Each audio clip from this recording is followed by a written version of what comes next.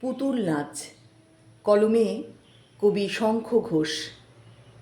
এই কি তবে ঠিক হলো যে 10 আঙ্গুলের সুতোয় তুমি ঝুলিয়ে নেবে আমায়, আর আমাকে গাইতে হবে হুকুম মতো গান?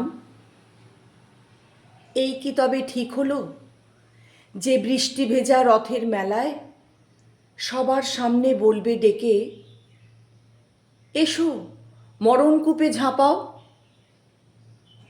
আমার ছিল পায়ে পায়ে মুক্তি, আমার সহজ যাওয়া এ গলি ওই গলি, আমার ছিল পথশ্রমের নিশান তোলা শহরতলি, উত্তরে দক্ষিণে। আমার চলা ছিল আমার নিজস্ব,